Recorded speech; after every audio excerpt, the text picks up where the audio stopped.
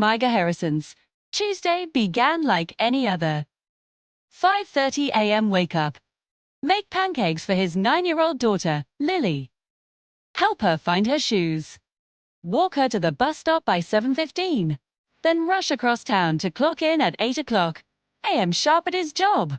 At 34, Michael had perfected the exhausting rhythm of single fatherhood. He was always running, always apologizing, always barely on time. But today was different. He had actually left early. For once, he thought he might impress his boss. Then he saw the car.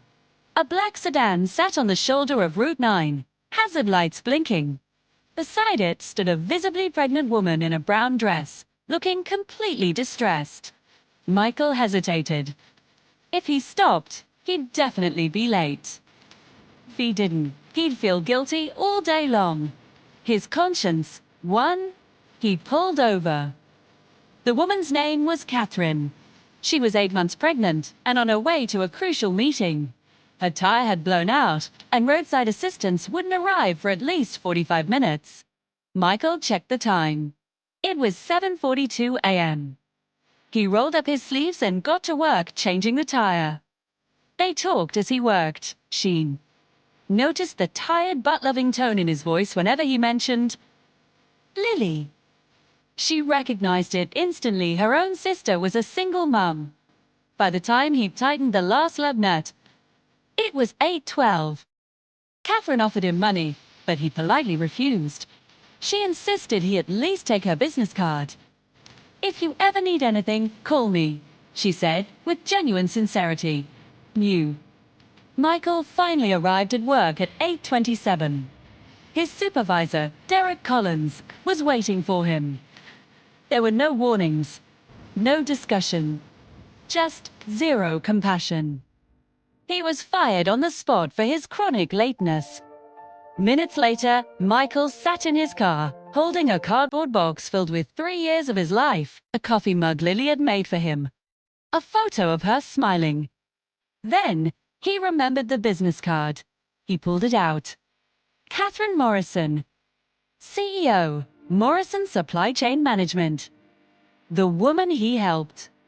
She owned the very company that had just fired him. His pride told him to just drive away and forget it. But his responsibility as a father told him to make the call. He called Sure. 20 minutes later, he was asked to return to the building. Inside the HR office, Catherine stood with the head of human resources and Derek, who was looking extremely uncomfortable. Michael's termination was reversed, but it didn't stop there. He wasn't just reinstated, he was promoted. His new role was logistics coordinator. His new schedule, an 8:30 a.m. start time, and a 20% pay increase. Catherine made one thing crystal clear. This isn't charity. This is about character. You chose to help someone in need, even when it cost you. That's exactly the kind of person I want in this company. Over the next few months, Michael worked with Catherine to redesign company policies. They introduced flexible start times, work-from-home options, emergency childcare support, and paid parental leave. The entire culture of the company changed. Productivity soared. Employees stayed longer. When Catherine gave birth to a healthy baby girl named Emma, Michael and Lily visited her in the hospital. A year later, Morrison Supply Chain was recognized as one of the best companies for working parents in the entire Pacific Northwest. During the award ceremony, Catherine said, "We learned our most important lesson because one single father chose kindness over convenience." That evening, as they were driving past Route 9, Lily asked her father why he was smiling. He looked over at her and said, "Just thinking about flat tires and second chances. Sometimes, doing the right thing looks like a mistake at first. Sometimes, losing something is just the beginning of finding something so much better." One small decision.